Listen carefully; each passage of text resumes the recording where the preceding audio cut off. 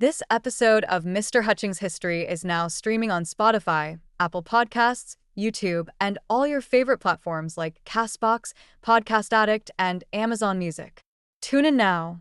Welcome to Mr. Hutchings History, where the past comes alive. Let's dive into today's story. Hey everyone, welcome back. Today we're diving into one of the most, I'd say, pivotal periods in American history. It's 1940. Oh, absolutely. And the world is, well, it's on fire, right? World War II is raging. Yeah. But here in America, things are, well, they're complicated. Right. We're still grappling with the aftermath of the Great Depression. Mm-hmm. And the memory of World War I, the Great War, is still very much alive. Oh, yeah, very much so. Over 116,000 American soldiers died in that conflict. Wow. And a lot of folks felt that we were kind of tricked into that war, lured in under false pretenses. And this wasn't just some emotional scar. I mean, it really had tangible consequences. I can imagine. It fueled this deep mistrust of, anything that smelled like getting tangled up in foreign affairs. It made Americans incredibly hesitant to commit to another global conflict. And this had a huge impact on the political scene. It gave rise to a very powerful isolationist movement. Yeah, makes sense. So today we're delving into this historical tug of war, this debate that really divided the nation. Absolutely. We're taking a deep dive into, let me get the title here. Sure. It's called The Great Debate, Isolationism versus Interventionism in America, 1940. A fascinating period. Really puts you in the shoes of everyday Americans at the time, doesn't it? I mean, imagine having to make that choice. Should we stay out of it or should we jump back into the fray? A heavy decision for sure. And, one figure who really embodies this internal struggle, this turmoil, was Charles Lindbergh. Oh, wow. Lindbergh. Yeah. No, we're not talking about any politician here. No. This is the Charles Lindbergh, the American hero, the celebrated aviator. Exactly. He threw his considerable fame, his influence behind the America First Committee, one of the leading isolationist groups at the time. And he was pretty outspoken about it, too. I mean, he famously said, and I'm quoting here, the United States ought to fight any nation that attempted to meddle in the affairs of the Western Hemisphere. But then he goes on to say, but American soldiers ought not to have to fight everybody in the world who prefers some other system of life to ours. Yeah, a powerful statement. And it really gets to the core of the isolationist argument. It's America first. Prioritizing our own security, our own well-being above everything else. It's about drawing a line in the sand, defending our own backyard. Our own hemisphere. Exactly. But not getting entangled in conflicts that don't directly threaten threaten us. So it was more than just wanting to avoid war. Yeah. It was this fundamental question about what America's role in the world should be. Exactly. And, you can't forget the Great Depression was still fresh in everyone's minds. Right. Of course. Millions of Americans were struggling to just get by. And isolationists were saying, look, we can't afford to be dragged into another war, another costly war. We need to fix our own problems first. Put our own house in order before we try to fix the world. Exactly. Our resources should be used to rebuild our economy, not to fight someone else's battles. So it's almost like the nation was experiencing this collective recoil. Yeah. This deep yearning for stability, for security, after years of hardship and disillusionment. Absolutely. But of course, there was another side to this coin. There were the interventionists. Right. What was their perspective on all of this? Well, they saw things very differently. They were led by President Franklin D. Roosevelt. FDR. And they understood that the world was changing, it was changing rapidly, and that America couldn't just sit on the sidelines and pretend it wasn't happening. Ignoring the rise of fascism in Europe, Japan's, growing aggression, it was like burying your head in the sand. They knew that.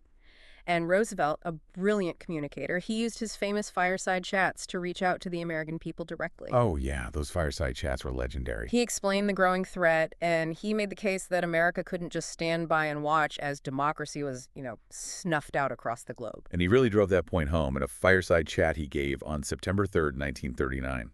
Oh, yeah, right as the war was breaking out in Europe. Exactly. He said, and this is a powerful line, even neutral cannot be asked to close his mind or his conscience. It's a striking statement, isn't it? Yeah. It really captures the dilemma at the heart of neutrality.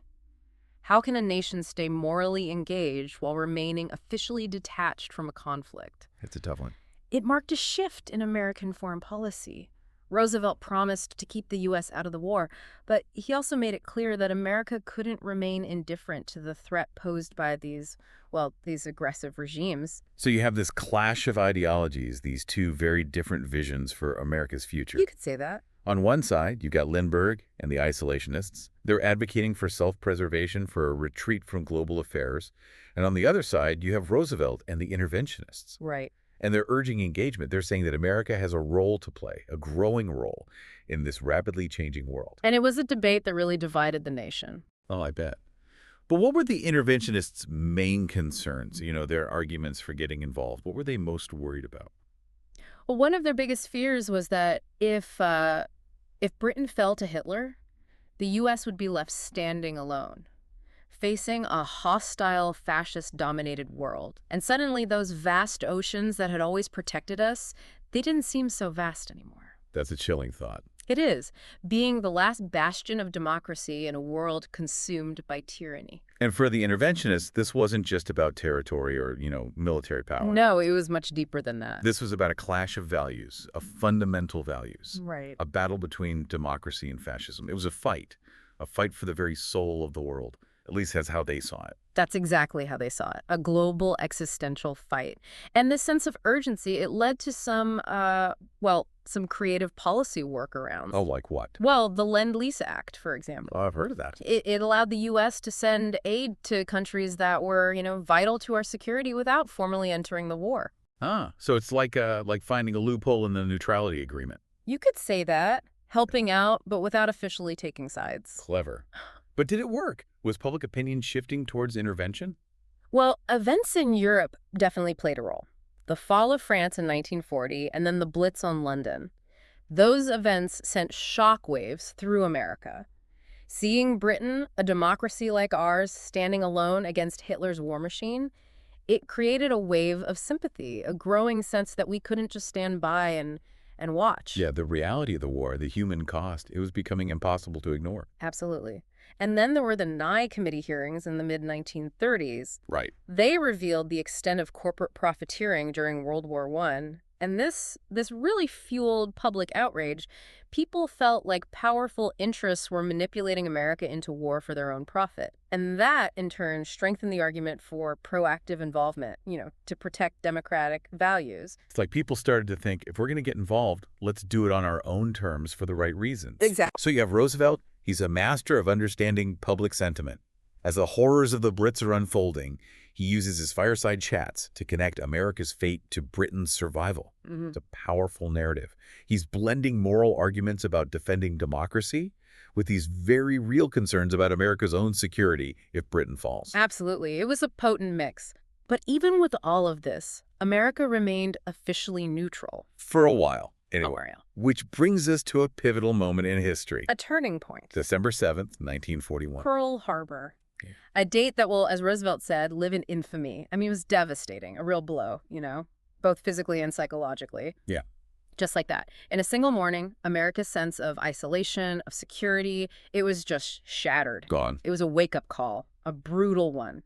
And it completely changed the conversation. Everything. It's hard to even grasp the magnitude of that shift, One day, the country's divided over whether to get involved, and the next, they're united, calling for action, calling for revenge. It really shows you the power of an event to just reshape everything. Public opinion, priorities, overnight, debate over.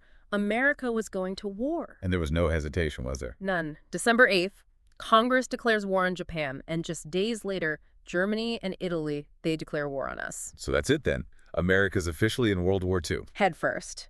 What's amazing is how quickly the country mobilized. Factories retooled to produce weapons, supplies, millions enlisted, drafted. The whole nation geared up for a fight that, would decide the fate of the world. Like a sleeping giant suddenly awakened. Exactly. All that pent-up energy, the anxiety about the war, it transformed into this collective will, this determination to win. Wow. So Pearl Harbor, as horrible as it was, it had this galvanizing effect. Oh, absolutely. Unified the nation, unleashed this wave of patriotism, of resolve, and that's what ultimately propelled America to victory. So in a way, that isolationist versus interventionist debate, as divisive as it was, it kind of reached a resolution through tragedy. Yeah, I suppose you could say that.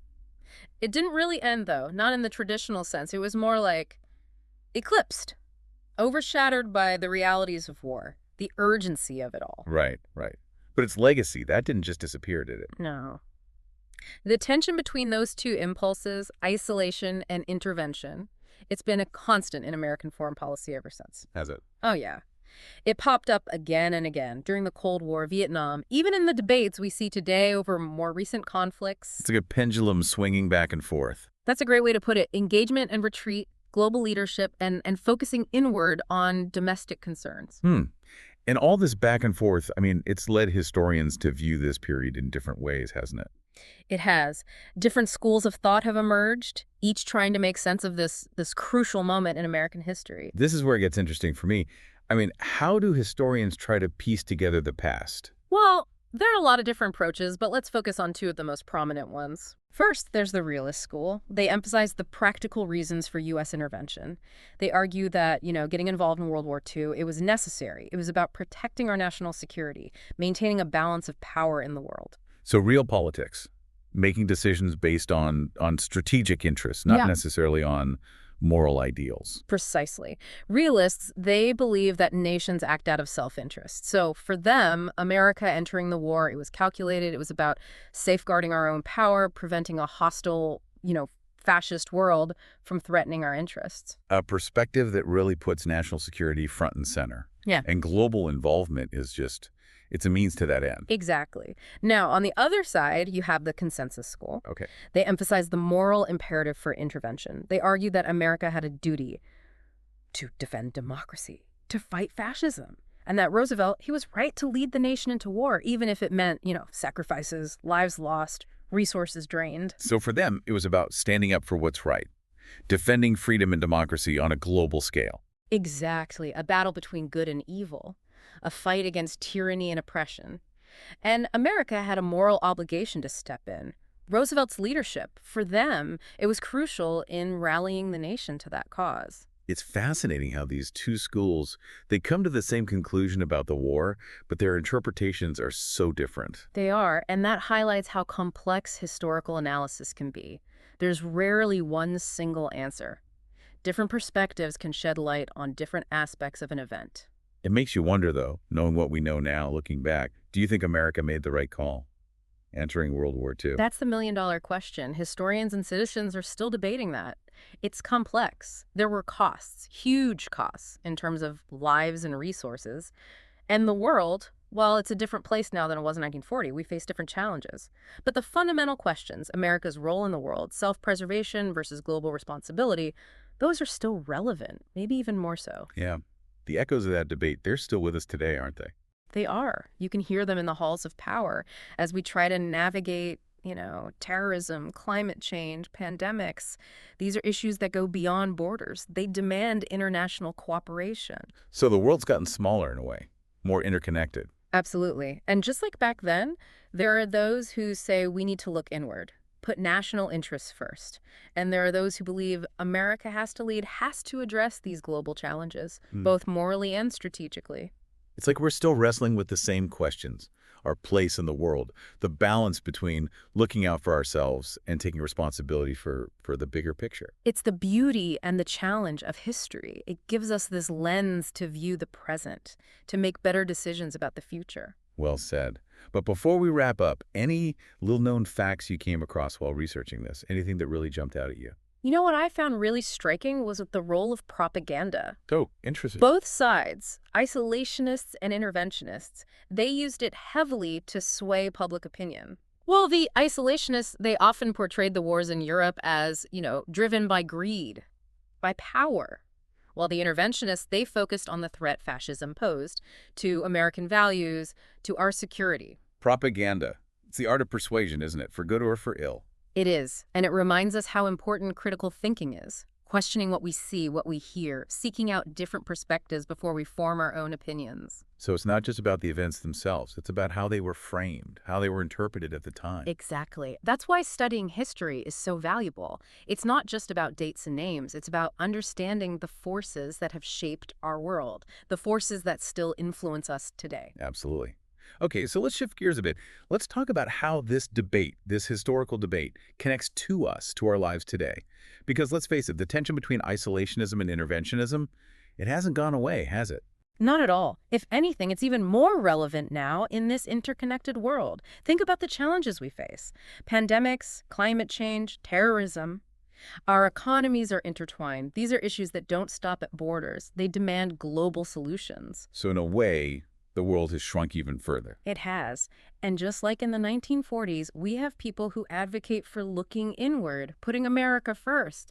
And we have those who believe we have a moral and a strategic imperative to lead on the global stage. We're still grappling with those same fundamental questions about our place in the world, about finding the balance between taking care of ourselves and taking responsibility for the world around us. You hit the nail on the head. That's what history offers us, a way to view the present, to learn from the past, and make informed decisions about the future.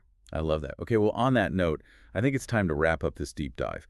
But before we go, I want to leave our listeners with something to ponder. Ooh, I like this. A cliffhanger. Something like that. So here it is. If you could travel back to 1940, talk to the people then, those wrestling with this isolationist versus interventionist debate, what would you tell them? Knowing what you know now, what wisdom would you share? Wow, that's a tough one. I think I'd emphasize how interconnected the world truly is, how events that seem far away can have a ripple effect, impacting everyone. And I'd encourage them to think about the long-term consequences of their choices, not just for themselves, but for future generations. It's a good reminder that history isn't just about the past. It's about the choices we make today and how those choices shape the world of tomorrow. Well, on that note, we're going to sign off. Thanks for joining us for this deep dive. We hope you learned something new, maybe gained a new perspective, and that you'll continue to explore this fascinating topic. Until next time, stay curious. Yeah, it really makes you think, if they could have seen what we see now, how the world's become so interconnected, how decisions made in one place can have these huge ripple effects for everybody. Yeah, it really underscores the point that our choices matter, more than we maybe realize. No doubt. Our actions, both as individuals and as a nation, they have consequences. Consequences that reach far beyond ourselves. Okay, so we've talked about this isolationist versus interventionist debate in the context of World War II, right? And how those same themes, they continue to pop up in American foreign policy even today. Right. But I'm curious, what about on a more personal level? How do these ideas of isolation versus engagement, how do those play out in our own lives? Ooh, I like that. You're bringing it home? Connecting this big historical debate to our individual experiences. Because it's not just about nations, is it? It's about how we choose to interact with the world around us. Do we build walls or bridges? Do we just focus on our own little corner of the world, or do we try to connect with others? Yeah. Collaborate even with people who might be different from us? Wow, those are powerful questions. They really challenge us to think about how we can be the best of both. How can we find that balance, Right. Protecting ourselves while also acknowledging that we're all connected, part of this larger human tapestry. That's it, isn't it? Finding that balance. It's about being aware of the choices we make every day, big or small, and how those choices contribute to the kind of world we want to live in. It's about recognizing that we're all in this together, and that our actions, they matter. Even the small ones, they can make a difference. It sounds like a call to action then, a challenge to push ourselves, to get out of our comfort zones, to engage with the world in a way that's meaningful, to use our voices and our actions to make the world a better place, more just, more compassionate, more connected. Couldn't have said it better myself. And on that note of hope and possibility, I think we've reached the end of our deep dive. Yeah, I think so too. Thanks to everyone for joining us on this journey through history. It's been a real pleasure sharing these ideas with you. Absolutely. We hope you've learned something new, gained some fresh perspectives, and maybe even been inspired to keep exploring this topic on your own. Keep those questions coming. Keep challenging yourselves. And keep those minds open. Until next time, stay curious and stay connected. Thanks for listening to Mr. Hutchings History. Keep exploring, and we'll see you next time.